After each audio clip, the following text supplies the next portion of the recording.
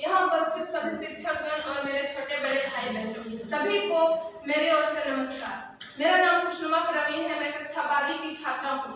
मेरा विद्यालय का नाम उत्क्रमित प्लस 2 उच्च विद्यालय उचरी है। मैं आप लोगों के सामने मेजर ध्यानचंद जी के जीवन के बारे में और उनके जीवन से हमें क्या प्रेरणा मिलती है उनके बारे में कुछ बताना चाहती हूँ।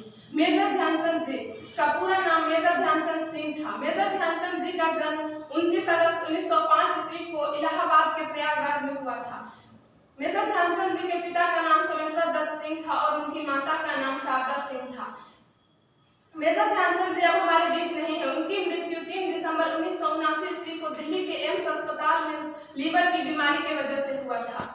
मेजर ध्यानचंद जी का खेल क्षेत्र हॉकी है। मेजर ध्यानचंद जी जिन्हें हॉकी का जादूगर कहा जाता है, मेजर ध्यानचंद जी जिन्हें हॉकी का जादूगर कहा जाता है, वे हॉकी की प्रैक्टिस चांदनी रात में करते थे।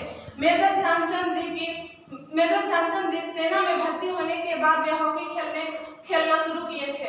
मेजर ध्यानचंद जी ड्यूटी के बाद रात में चांद की रोशनी पर हॉकी खेलते थे, जिनके कारण उन्हें चांद कहा जाने लगा और फिर ध्यानचंद।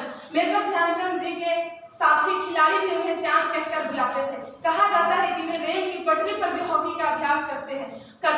हम लोग समझ सकते हैं कि खेल की पटरी पर हॉकी खेलना कितना मुश्किल, कितना कठिन हो सकता है। फिर भी उनके अंदर अपने लक्ष्य को पाने का इस कदर जुनून सवार था कि वे रेल की पटरी पर भी उन्होंने हॉकी खेल कर दिखाया।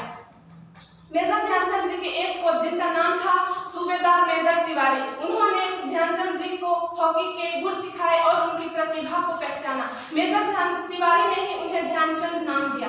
मेजर ध्यानचंद को जर्मनी के तानाशाह हिटलर ने जर्मन नागरिकता और सेना में उच्च पद का प्रस्ताव दिया था। साथ ही उन्हें मुंह मांगी धनराशि का भी लालच दिया था। यह प्रस्ताव उन्होंने 1936 ईस्वी के बर्लिन ओलंपिक में भारत की जीत के बाद पेश की थी। जर्मनी के हिटलर ध्यानचंद के खेल से प्रभावित होकर यह प्रस्ताव पेश किया था। हालांकि ध्यानचंद ने देशभक्ति दिखाते हुए इस प्रस्ताव को ठुकरा दिया। इससे हमें यह प्रेरणा मिलती है कि हमें कभी किसी चीज का लालच नहीं करनी चाहिए और हमारे अंदर यदि किसी चीज का टैलेंट है, किसी चीज का हुनर है, तो सबसे पहले हमारे देश को काम आना चाहिए। हमें जो भी काम करना है अपने देश के हित के लिए करना है।